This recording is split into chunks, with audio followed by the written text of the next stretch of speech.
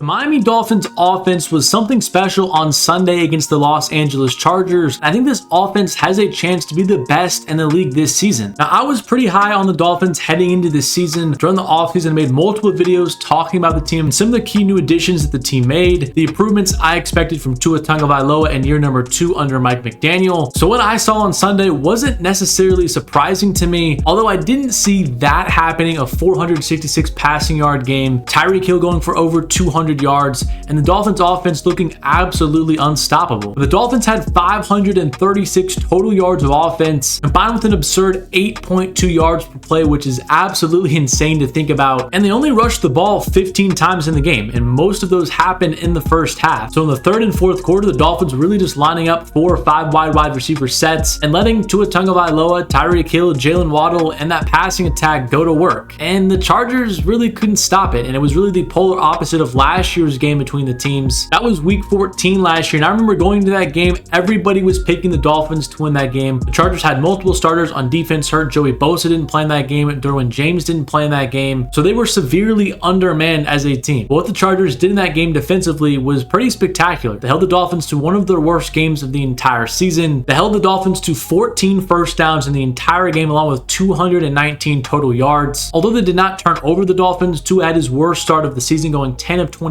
for only 145 yards. So yeah, the Dolphins struggled in 2022 against this defense without some of their best players, and that was why some people had some skepticism of how the Dolphins would perform this year against that same defense. And a lot of the key players coming back, like Derwin James and Joey Bosa, they all suited up for this game. But man, did the Dolphins have a plan? Did Mike McDaniel have a plan? And as Michael Jordan once said, I took that personally, and the Dolphins came out of the gates throwing haymakers on Sunday afternoon, back-to-back long completions to Tyreek Hill and then Jalen Waddle. And I think from there, you could kind of sense, hey, this might be a long day for the Chargers secondary. So I've seen it broken down by a few people, but the key adjustment the Dolphins made in this game was their pre-snap motion. In last year's game, for example, McDaniel would send Tyreek on a motion across the entire formation, and this gave the Chargers time to adjust and communicate in the secondary to account for him and his speed. So doing this allowed for the Chargers to change their defensive look and be able to disguise what coverage they were running. But on Sunday, to counter that, McDaniel had Tyreek getting in motion in a ton of different ways where he didn't have to go across the entire formation. Instead, he lined up at H-back, he lined up in the backfield, and he even lined up in the slot, and because of his speed, he was still able to get off the line with a huge advantage. And about 90% of the time, whatever the Chargers did to try and stop this, it didn't work. But what about the other 10% of plays where things actually did go right for the Chargers defense? What happened then? Well, that is where we saw the immense growth of Tua Tagovailoa in year number 2 in Mike McDaniel's offense. All last season, the critics of Tua said he was trusting the offense way too much. If his first read wasn't there, the play was basically over. He didn't have the off-script playmaking, and that's why Tua remained a limited player. Well, on Sunday, that was not the case, and that's where the Chargers got themselves into a lot of trouble in those other 10% of plays where they actually ran ineffective coverage. There's really 2 plays that come to mind. They both came in the fourth quarter on huge third and longs. First one was a 3rd and 15. The Chargers are going to bring a blitz. They actually get home. They collapse the pocket, but Tua escapes somehow. He gets out, rolls out to his left, and he throws on the run an absolute dime to Braxton Berrios on the left sideline, and he catches the football, and it's a first down. The Chargers got home with the blitz. They had Tyreek and Waddle covered perfectly, but Tua just made an unbelievable play. And we saw this again on a 3rd and 10, which really won the Dolphins the game. It was late in the fourth quarter. The Dolphins were in their own territory, and they needed a big play from their franchise quarterback to win them this game. So really, with the game in the balance, what did the Chargers decide to do? Well, they rushed 3 players. They put everybody back into coverage. It looked like some format of cover 3, and the Chargers theoretically did what they were supposed to do. 2 of those safeties sprinted to the middle of the field. They clogged the design pass to Jalen Waddle, and theoretically, the Chargers should have gotten off the field that play. But Tua stepped up in the pocket and delivered an absolute strike to Tyreek Hill down the right sideline outside of the numbers, and the Dolphins moved the chains. I mean, I understood what the Chargers were doing in that situation. They'd been getting torn up in the middle of the field all game long, so they wrote out the perfect coverage to take that away. But sometimes you just get beat, and Tua made another key off-script play, which was really the difference in the outcome of this game. So I think that's what the scary part is about this offense in year number 2. We've already seen how effective the scheme is in getting Tyreek Hill and Jalen Waddle the ball in space, and Tua's ability to find them and hit them accurately with anticipation. What we haven't seen is when that all fails, when the defense does take away those things, how Tua can adjust and still find ways to make plays. And on Sunday, really for the first time consistently from the start to the finish, we saw Tua able to do that. And if he's able to consistently do that for the rest of the season, this offense is going to be practically unstoppable. So now heading into week number 2, what I'm going to be looking forward to seeing is how the New England Patriots adjust to the this Dolphins offense. Bill Belichick, one of the greatest defensive coaches the NFL has ever seen, he's got to put together a game plan to shut down this offense. I think he did a pretty nice job against the Eagles last week. They have a lot of weapons on the outside with Devontae Smith, A.J. Brown, Dallas Goedert, and of course they have Jalen Hurts at quarterback. He's a playmaker with his legs. And the Patriots defense held them in check basically the entire game. They only had one offensive touchdown, and especially in the second half, it was really rough sledding for them. Coming off a week of that much success for both the Dolphins offense and the Patriots defense, I think this matchup is going to be really fascinating to watch. Last season, we only saw this exact matchup in week number 1. The Dolphins won that game 20-7, but when you compare it to what they did against a lot of other teams during the season, they actually didn't have a super great offensive game. Tyreek Hill only had 94 yards. He had no touchdowns. I know that's crazy to say 94 yards is not super good, but for Tyreek Hill's standard and what he's been doing on the Dolphins, that was a fairly nice job by the Patriots secondary. And that's going to be the key again for them heading into this game, is how they're going to slow down Tyreek Hill. And what Bill Belichick is really well known for is taking away your offense's best weapon. We've seen it time and time again with some of the best wide receivers, best running backs in the entire league. They head into a game against the Patriots and have one of their lowest production games of the entire year. And that's really because Bill Belichick puts all of the attention of the defense on that one player. So I'm expecting Tyreek Hill to be bracketed, to be double teamed, to be triple teamed at times. They're going to do whatever they can to not allow Tyreek Hill to get the ball. Will that work? It's going to be interesting to see how that matchup plays out, but I do think to an extent Tyreek Hill will be limited. He will not have 200 yards again like he did against the Chargers, and that opens the door for Jalen Waddle. I know Waddle has been limited in practice the last couple of weeks due to an oblique injury. He suffered it towards the end of training camp, and he's been on the injury report the last couple of weeks, so I do not currently think he's 100%, but he's going to have so many opportunities on Sunday Night Football to really take over that game. And for the Patriots, you cannot get off to an 0-2 start to start the season. Only 11.3% of teams since 1990 have made the playoffs when they've started the season 0-2. So especially with them starting with 2 home games, this is a very important game for them. And the Dolphins, they have a lot of momentum heading into week 2. If the Dolphins can start off 2-0 with a victory against the Los Angeles Chargers, who should be competing for a playoff spot come the end of the season, the New England Patriots, their division rival, both on the road, that would be an unbelievable start to the Dolphins season. And the Vegas betting lines kind of echo that. For the first time in 2 decades, the Miami Dolphins are currently the betting favorite to win the AFC East. When you think about that, that's actually kind of crazy. For the last 20 years, at any point in time, whether it's during the season, during any off season, the Dolphins had never been a favorite to win the AFC East. But after Aaron Rodgers now has gone down for the Jets, the Bills who have a lot of questions surrounding them, and then the Patriots who are seen as the least talented team in the division, the Dolphins are the slight favorite to win that division after week number 1. So this is a really big game for both teams. Tua has a 4-0 record against Bill Belichick. He's going to try and get that up to 5-0 after Sunday night's game, and Belichick is going to want to put an end to that. He's had success against every single young quarterback, really except for Tua, at least in terms of the W and loss column. But I think Sunday night is going to be a really good game. Keep an eye on this matchup between the Dolphins offense and the Patriots defense, and specifically Tyreek Hill and against Christian Gonzalez and whoever else the Patriots decide to throw at him. But I wanted to make a video on one of the biggest takeaways from week number 1, and that was the performance of Tua and this Dolphins offense, and why it's hard to not see this offense as one of the best in the league this season. But I want to know what you think about the Miami Dolphins week 1 offensive explosion, and if you think they can maintain this. Do you agree with me and think they can be a top 5 offense this year, or if you still have some questions if they can keep this up? But subscribe to the channel if you're new, drop a like on the video if you did enjoy it,